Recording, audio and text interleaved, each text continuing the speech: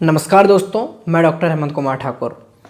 दोस्तों, जैसा कि हम लोग अपने चैनल पे अपनी सक्सेस स्टोरी बताते रहते हैं। सक्सेस स्टोरी का मतलब क्या कि मतलब हमारी होम्योपैथिक मेडिसिन के द्वारा जो पेशेंट ट्रीट होते हैं, क्योर होते हैं, उनकी स्टोरी आपको बताई जाती है समय समय पर।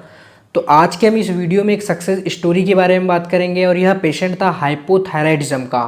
तो दोस्तों, मैं doctor Hemant Kumar Thakur modern homeopathy के इस यूट्यूब चैनल पर आपका बहुत बहुत स्वागत करता हूं। तो चलिए वीडियो को स्टार्ट करते हैं।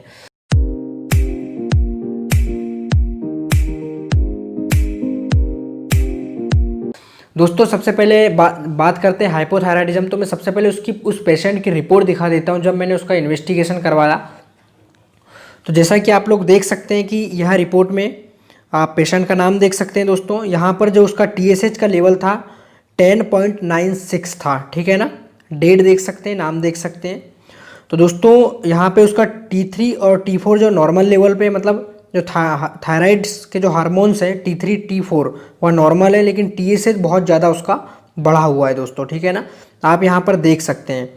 तो दोस्तों, मैं आप लोगों को बता दूँ, यदि T3 और T4 का जो लेवल है नॉर्मल से यदि डाउन है तो इसे हाइपोथायराइडिज्म बोलते हैं। साथ ही साथ यदि हम बात करें TSH, जब दोस्तों हम थायराइड प्रोफाइल टेस्ट करवाते हैं तो इसमें 3 इन्वेस्टिगेशन निकल के आती है, T3 T4 और TSH। T3 और T4 यदि नॉर्मल है और TSH का लेवल बढ़ा हुआ है तो भी हम इसे हाइपोथायराइडिज्म बोलते हैं। और यदि T3 T4 का लेवल कम है और TSH का लेवल बढ़ा हुआ है तो भी हम इसे हाइपोथायराइडिज्म बोलते हैं। तो जैसा कि दोस्तों आपने पेशेंट की रिपोर्ट देख लिए, अब मैं आपको बताऊंगा कि यह पेशेंट को हमने क्या मेडिसिन दी है और उसके प्रूफ के साथ उसकी नॉर्मल रिपोर्ट भी मैं आपको बताऊंगा दोस्तों, ठीक है ना। तो वह मेडिसिन और वह रिपोर्ट बताने के पहले मैं थोड़ा सा थायराइड्स के बारे में बताना चाहूँगा, हाइपोथायराइडिज्म के बारे में बताना चाहूँगा दोस्तों। सबसे पहले बात करते हैं थायराइड होता क्या है, थायराइड ग्लैंड होती क्या है। तो दोस्तों, अपने जो है नेक, मतलब जो गला होता है, यहाँ पे लेरिंग्स होती है और लेरिंग्स के जस्ट नीचे ट्रकिया, मतलब सांस नली होती है। और इस ट्रकिया के सराउंडिंग में एक ग्लैंड होती है जो तितली के आकार की होती है ना, बटरफ्लाई लाइक शेप होता है। यह थायराइड ग्लैंड होती है दोस्तों। यह इसका जो शेप होता है तितली के आकार का होता है, ठीक है। इसमें 2 लोब होते हैं, एक राइट लोब और एक लेफ्ट लोब। तो यह दोस्तों दो हार्मोन सीक्रेट करती हैं, T3 और T4, जो बॉडी की बहुत सारी एक्टिविटीज़, मेटाबॉलिज्म को रेगुलेट करती हैं दोस्तों। अब बात करते हैं दोस्तों कि हाइपोथायराइडिज्म क्या होता है। तो दोस्तों, किसी भी कारणवश T3 और T4 का लेवल नॉर्मल से कम हो जाए या फिर इसमें इनसफिशियंसी आने लगे या फिर डेफिशिएंसी आने लगे, मतलब उनके हार्मोन्स का सिक्रीशन जो है किसी भी कारणवश कम होने लगे, तो यह हाइपोथायराइडिज्म की कंडीशन कहलाती है दोस्तों। तो आपने समझ लिया थायराइड क्या होता है, हाइपोथायराइडिज्म क्या होता है। बात करते हैं दोस्तों कि हाइपोथायराइडिज्म की कंडीशन डेवलप क्यों होती है बॉडी में। तो दोस्तों, इसके बहुत सारे रीज़न हो सकते हैं, लेकिन जो मेन जो पॉइंट होते हैं वह मैं आपको बताना चाहूँगा। इसमें सबसे मेन जो इम्पोर्टेंट इसका जो कॉज होता है दोस्तों, वह है auto immune disease. Auto immune disease का मतलब यह होता है दोस्तों कि हमारे इम्यून सिस्टम के द्वारा एंटीबॉडीज़ का डेवलप हो जाना, जो हमारे ही बॉडी के टिश्यू को डैमेज करने लगते हैं, तब इसे हम ऑटो इम्यून डिसीज़ बोलते हैं दोस्तों। उसके बाद नेक्स्ट कॉज की यदि हम बात करें दोस्तों, तो हैवी ड्रग कंजप्शन, मतलब ज़्यादा मेडिकेशन यदि हम ले रहे हैं, बहुत ज़्यादा अंग्रेजी दवाओं का सेवन कर रहे हैं, आयुर्वेदिक दवाओं का सेवन कर रहे हैं, या फिर किसी भी मेडिसिन का बहुत ज़्यादा एक्सेसिव लेवल पे यदि हम सेवन करते हैं तो भी हाइपोथायराइडिज्म की कंडीशन डेवलप हो सकती है दोस्तों। नेक्स्ट यदि कॉज की हम बात करें दोस्तों, तो यह जेनेटिक फैक्टर भी बहुत ज़्यादा इंपॉर्टेंट रखते हैं इस कंडीशन में। मतलब जेनेटिक फैक्टर का मतलब, यदि आपकी फैमिली में आपके पेरेंट्स को ऐसी प्रॉब्लम्स हैं तो हो सकता है आपको भी यह प्रॉब्लम देखने को मिले, तो यह भी इसका एक इंपॉर्टेंट कॉज होता है दोस्तों। नेक्स्ट कॉज की यदि हम बात करें दोस्तों कि यदि पिट्यूटरी ग्लैंड में कोई प्रॉब्लम्स आ जाती है दोस्तों, पिट्यूटरी ग्लैंड से TSH का जो सिक्रीशन होता है वह पिट्यूटरी ग्लैंड से होता है। TSH मतलब थायराइड स्टिमुलेटिंग हार्मोन्स। यदि पिट्यूटरी ग्लैंड की कोई डिसीज़ हो जाती है और थायराइड स्टिमुलेटिंग हार्मोन्स का लेवल गड़बड़ हो जाता है, डिस्टर्ब हो जाता है, जिसके वजह से भी हाइपोथायराइडिज्म की कंडीशन देखने को मिल सकती है दोस्तों। तो यह इसके कुछ मेन कॉज थे जो मैंने आपको बताया दोस्तों। आप बात करते हैं कि हाइपोथायराइडिज्म को हम पहचानेंगे कैसे, इसके सिम्टम्स क्या होते हैं। तो दोस्तों, इसके बहुत ही प्रोमिनेंट सिम्टम होते हैं। हमारे क्लिनिक में बहुत सारे पेशेंट आते हैं जो प्रॉब्लम्स बताते हैं अपनी, कि हमें चक्कर आते रहता है, हाथ पैरों में नमनेस रहती है, मसल्स में बहुत ज़्यादा पेन होता है। साथ ही साथ उसका जो एक में यहाँ पे हिस्ट्री मिलती है दोस्तों वेट गेन की, मतलब साथ ही साथ उनका यह बताते हैं कि हम पहले हमारा वजन उतना नहीं था, लेकिन जैसे जैसे समय बढ़ते जा रहा है हमारा वजन बढ़ते जा रहा है और घबराहट सी होने लगती है। टेकीकार्डिया और ब्रेडिकार्डिया की कंडीशन देखने को मिलती है। तो टेकीकार्डिया मतलब एक्सेसिव हार्ट रेट, और उसी का ब्रेडिकार्डिया मतलब लो हार्ट रेट, मतलब उसको ऐसा लगता है कि मेरी धड़कन कभी बढ़ रही है कभी घट रही है। चेंजिबिलिटी ऑफ द मूड देखने को मिलता है दोस्तों इसमें, और बहुत ज़्यादा बैकएक, बॉडी पेन मतलब बहुत ज़्यादा बना रहता है दोस्तों। साथ ही साथ मैंने पहले जैसे बताया था वर्टाइगो मतलब चक्कर वगैरह आते रहते हैं दोस्तों। तो यह इसके कुछ प्रोमिनेंट सिम्टम थे। यदि दोस्तों ऐसे सिम्टम्स हमें क्लिनिक में देखने को मिलते हैं तो हमें तुरंत थायराइड प्रोफाइल टेस्ट, इसके अलावा अदर इन्वेस्टिगेशन भी करवाना बहुत ज़रूरी है दोस्तों। तो यह मैंने आपको हाइपोथायराइडिज्म का एक समरी, एक छोटा सा इंट्रोडक्शन आपको बताया। अब मैं बताने जा रहा हूँ उसकी नॉर्मल रिपोर्ट का, कि हमने हमारी होम्योपैथी मेडिसिन उसको प्रिस्क्राइब करने के बाद उसका जब इन्वेस्टिगेशन करवाया तो क्या रिजल्ट निकल के सामने आया। तो दोस्तों जैसा कि मैंने आपको पहली रिपोर्ट में बताया था कि इसका जो TSH का लेवल था, T3 और T4 तो नॉर्मल था, लेकिन TSH का लेवल बहुत ज़्यादा बढ़ा हुआ था दोस्तों, 10.96 था। उसके बाद हमने हमारी होम्योपैथी मेडिसिन के प्रिस्क्रिप्शन के बाद होम्योपैथी मेडिसिन कुछ दिन चली। उसके बाद जब उसके सिम्टम्स नॉर्मल आने लगे तब हमने उसका डबल रिपीट इन्वेस्टिगेशन करवाया। इसके बीच में भी इन्वेस्टिगेशन करवाए थे लेकिन उतना अंतर नहीं आया था, ठीक है ना दोस्तों।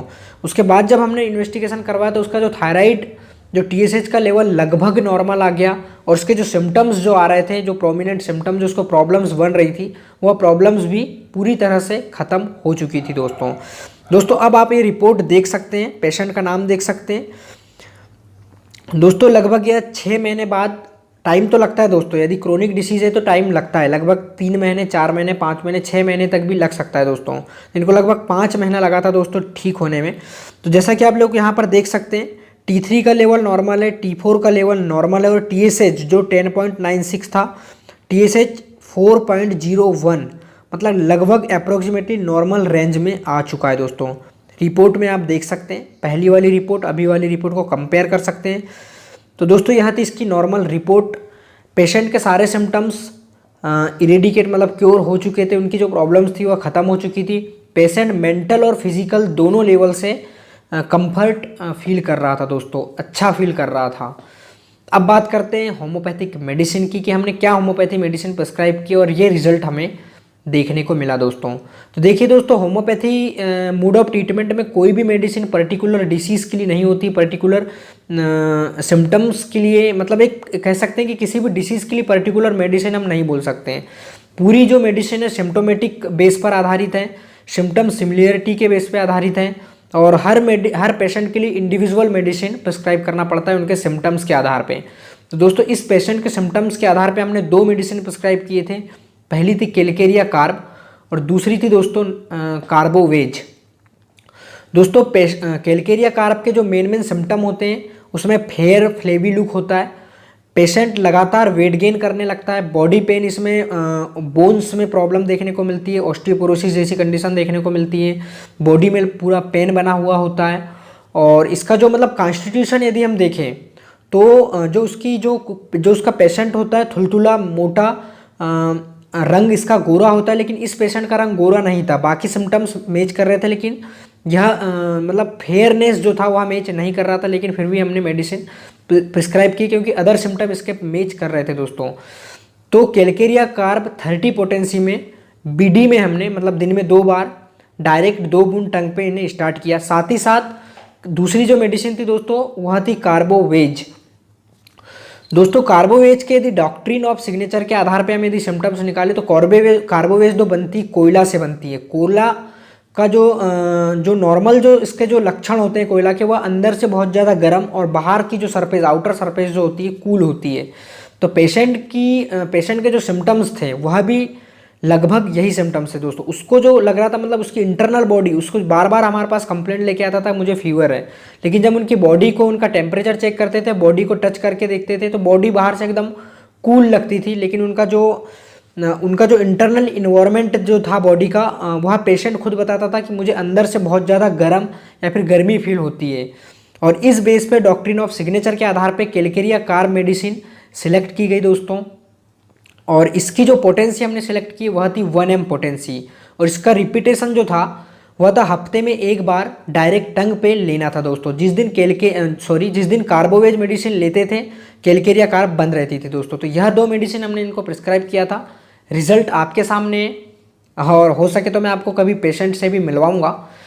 तो दोस्तों बस आज के वीडियो में इतना ही। आशा करता हूं कि आपको जानकारी पसंद आई होगी। तो दोस्तों जानकारी यदि पसंद आई तो लाइक करके मुझे ज़रूर बताइएगा, और चैनल को आपने अभी तक सब्सक्राइब नहीं किया है तो ऐसे ही मेडिकल टिप्स, हेल्थ टिप्स पाने के लिए आप चैनल को सब्सक्राइब कर दीजिए, ताकि ऐसे ही आपको मेडिकल टिप्स समय समय पर मिलते रहे। दोस्तों मिलते हैं नई मेडिकल अपडेट के साथ, नई मेडिकल टिप्स के साथ। जब तक के लिए जय हिंद, जय भारत।